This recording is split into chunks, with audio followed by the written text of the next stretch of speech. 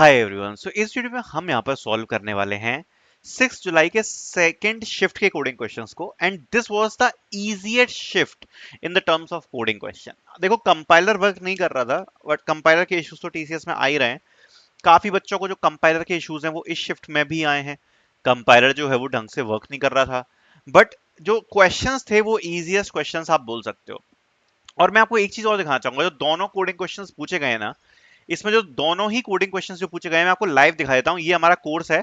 इस कोर्स में आप देख सकते हो हमने एक शीट प्रोवाइड करवा रखी है, आप देख सकते हो TCS NQT number based questions. ठीक है, ये जो दोनों कोडिंग क्वेश्चंस पूछे गए थे ना कल के एग्जाम में, वो इसी शीट से आए थे। मैं आपको दिखा देता हूं जो हमने अपने कोर्स में प्रोवाइड करवा रखी है कोडिंग की। तो आप देख सकते हो, अगर आप इसमें देख रहे हो तो इसमें आप 10वें नंबर का क्वेश्चन देखो, find sum of AP series. ये सेकंड क्वेश्चन था। एंड 17th क्वेश्चन देखो, print Fibonacci up to nth term. ये फर्स्ट क्वेश्चन था। तो फर्स्ट और सेकंड क्वेश्चन जो दोनों ही क्वेश्चन आए थे वो इसी एक शीट में से ही आए थे। दोनों ही क्वेश्चन, ये दोनों ही क्वेश्चन अगर आप देख सकते हो तो हमने प्रोवाइड करवा रखा अपनी शीट के अंदर। सो बिल्कुल एग्जैक्ट क्वेश्चन यही छप के आए थे। और जो बाकी के भी क्वेश्चंस आ रहे हैं ना, वो मॉक टेस्ट से बिल्कुल मिलते जुलते आ रहे हैं।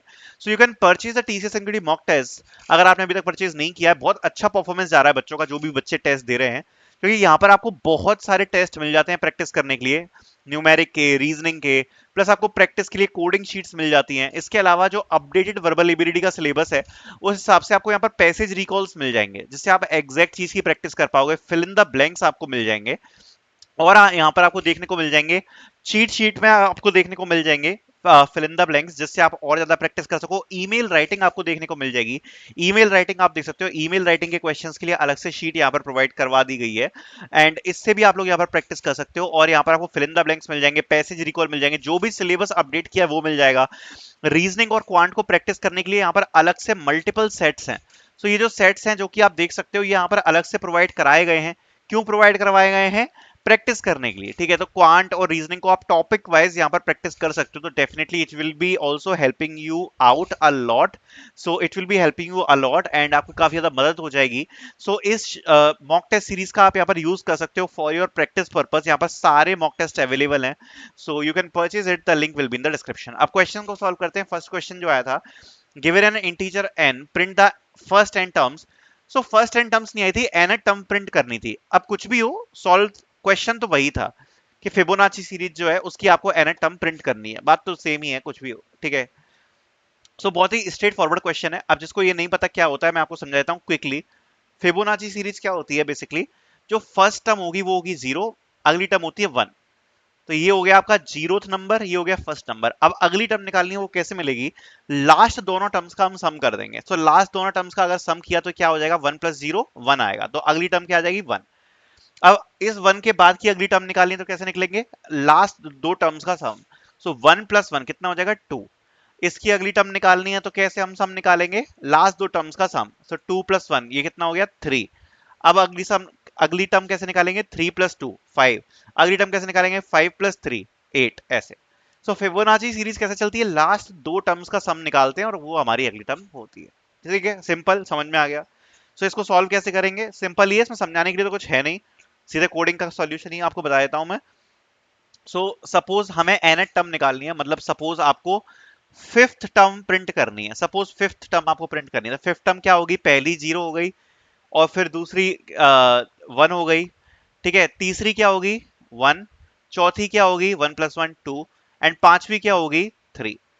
ये होगी। सपोज आपको सिक्स टर्म प्रिंट करनी है, तो सिक्स टर्म आपकी क्या होगी? 3 + 2 5 5 होगी। ठीक है, सो कैसे करेंगे हम प्रिंट? सबसे पहले दो टर्म्स तो फिक्स हैं, 0 और 1। ठीक है, तो हम क्या करेंगे? सबसे पहले n का हमने इनपुट ले लिया, जैसे 6 टर्म निकालनी है तो 6n में यहां पर हम इनपुट में ले लेंगे। If n is less then और इक्वल टू 0, रिटर्न कर देंगे 0 को। ठीक है, मतलब ये तो वैलिडेशन के ऊपर है कि आपके इनपुट में क्या दिया है, किस प्रकार से आपको वैलिडेशन करना है। पहली टर्म हमने ले ली a, तो a की वैल्यू हमने सेट कर दी 0। सो a इक्वल टू 0 ये हमारी फर्स्ट टर्म है, क्योंकि दो टर्म्स तो स्टार्टिंग की लेनी पड़ेंगी, और b की वैल्यू क्या ले ली? 1। ये स्टार्टिंग की दो टर्म्स हो गई। ठीक है, अब यहां पर तो मैंने प्रिंट करवाने का कोड कर रखा है। अगर आपको प्रिंट नहीं करवानी तो आप डायरेक्टली क्या कर सकते हो? ये सी आउट वगैरह कराने की कोई जरूरत नहीं है, एन वाली कंडीशन नहीं लगानी। अगर प्रिंट करानी है तो ये कंडीशन लगानी पड़ेगी। कैसे? If n is greater than और इक्वल्स टू 1, मतलब एक से ज्यादा टर्म है, तो हमें ये तो प्रिंट करवाना ही पड़ेगा पहला नंबर, क्योंकि वैल्यू जो है nth टर्म प्रिंट करनी है ना। एक या एक से ज्यादा है तो पहली टर्म तो प्रिंट होगी, तो सी आउट करा दिया ए। अगर दो या दो से ज्यादा है तो सेकंड टर्म भी प्रिंट होगी, तो हमने प्रिंट करवा दिया बी। अब तीसरी से हमने लगा दिया लूप, क्योंकि फर्स्ट जो टर्म है वो तो फिक्स है 0 और 1। तीसरी से हमने लूप लगा दिया, तो int i equals to 3, i is less than equals to n, i plus plus. और जो तीसरी टर्म है वो कैसे निकलेगी, तीसरी टर्म कैसे निकलेगी, लास्ट दो टर्म्स का सम। तो सी इक्वल्स टू क्या हो जाएगा, ए प्लस बी, मतलब लास्ट दो टर्म्स का जो सम है वो हमारी तीसरी टर्म आ जाएगी, ठीक है। और जैसे ही ये हमारी तीसरी टर्म निकल गई, उसके बाद हमें बस वैल्यूज को क्या करना है, रिप्लेस करना है, ठीक है। तो हम सी को भी प्रिंट करवा देंगे। उसके बाद जो ए है, ए की वैल्यू हो जाएगी बी, और बी की वैल्यू हो जाएगी सी। मतलब जो दो टर्म्स है हम आगे बढ़ा देंगे, पहले ए ये था, बी ये था, फिर अब अगली टर्म ये आ गई हमारी सी। सी अब ये वाली टर्म आ गई ना इसके आगे वाली। तो अब अगर आगे वाली टर्म आ गई तो हमें अब नेक्स्ट लूप में आगे वाली टर्म निकालनी है। तो जो ए होगा वो आगे बढ़ जाएगा, ए ये हो जाएगा और बी ये हो जाएगा, ठीक है। तो ए ये हो जाएगा और बी ये हो जाएगा। अब अगली टर्म कैसे निकलेगी, ए प्लस बी, और वो इक्वल टू हो जाएगी सी, तो ये निकल जाएगी। और फिर हम आगे बढ़ाएंगे, तो फिर ए ये हो जाएगा, बी ये हो जाएगा, ठीक है। और फिर अगली टर्म निकलेगी सी। तो ऐसे हम बढ़ाते चले जाएंगे, ठीक है। सो सी इज इक्वल्स टू हो जाएगा ए प्लस बी, सी को प्रिंट करवा देंगे, ए इक्वल्स टू बी और बी इक्वल्स टू सी हो जाएगा, लास्ट में रिटर्न जीरो करा देंगे। एंड अगर आपको nth टर्म प्रिंट करवानी है, अगर आपको सारी टर्म प्रिंट नहीं करनी, केवल nth प्रिंट करवानी है, तो जितने भी सी आउट हैं आप सारे सी आउट को हटा सकते हो। जो यहाँ पे जितने भी सी आउट लगा रखे हैं उनको आप हटा सकते हो। एंड लास्ट में ये जब लूप चलेगा यहां से भी सी आउट हटा देना। इस लूप को चलने के बाद जो लास्ट टर्म बचेगी वो किस में स्टोर हो जाएगी, सी में स्टोर हो जाएगी, सॉरी बी में स्टोर हो जाएगी। सो लास्ट में आप प्रिंट करवा देना सी आउट बी, ठीक है। सो सी आउट बी करा देना या सी करा देना, जो भी आपका मन हो। सो आपका जो आंसर है वो यहां पर आ जाएगा, लास्ट टर्म जो भी है वो यहां पर आ जाएगी, ठीक है। तो लास्ट में सी आउट बी या सी जो भी है वो आप करा देना, ठीक है। तो आपका nth टर्म प्रिंट हो जाएगा, सिंपल ही है। ये सीरीज, ये आई थिंक ये तो आपको पता ही होगा फिबोनाची। सेकंड क्वेश्चन कर लेते हैं। ये भी बहुत सिंपल था। Given the following inputs of AP, print the following three terms, n-2 term, n-1 term and nth term, ठीक है।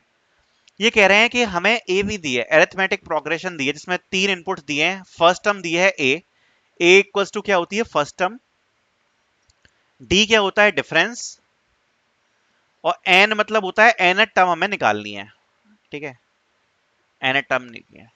तो हमें कौन कौन सी निकालनी है इसमें, n-2, n-1 और nth टर्म।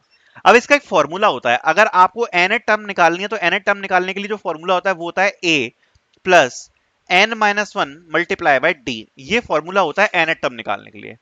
तो n-1 टर्म निकालने के लिए क्या होगा, a plus n-1 that means n-2 multiply by d। और n-2 टर्म निकालने के लिए क्या होगा, a plus n-3 multiply by d। तो ये तीन ही तो वैल्यू निकालनी है हमें सीधे सीधे, बहुत सिंपल है। a की वैल्यू दी है, d की वैल्यू दी है, n की वैल्यू दी है, ये तीन ही तो वैल्यूज निकालनी है। तो इस क्वेश्चन में कुछ भी नहीं है। जैसे फॉर एग्जांपल पहले मैं आपको एपी एक्सप्लेन कर देता हूं। जैसे इनपुट में दिया है 2 3 5, सो a की वैल्यू क्या होगी 2, d की वैल्यू क्या होगी 3, और n की वैल्यू क्या होगी 5, ठीक है। तो 2 3 5 दिया है। फर्स्ट टर्म क्या हो गई 2। वैसे एपी कैसे निकलती है वो मैं बता रहा हूं।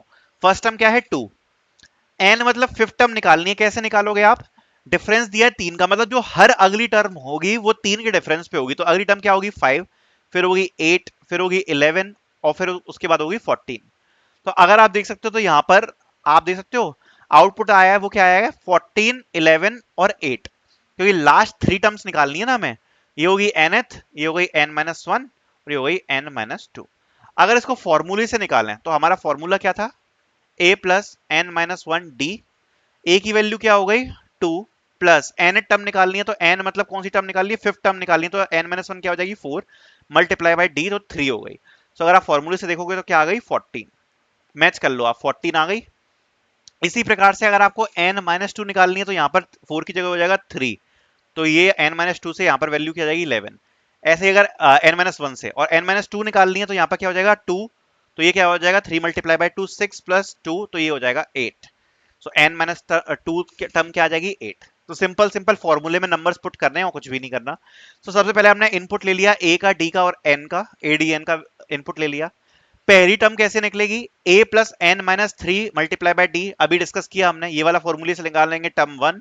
टर्म टू कैसे निकलेगी, ए plus N minus two multiply by D, और थर्ड टर्म कैसे निकलेगी, ए प्लस एन माइनस वन मल्टीप्लाई बाई डी। लास्ट में टर्म वन, टर्म टू और टर्म थ्री तीनों को प्रिंट कर देंगे।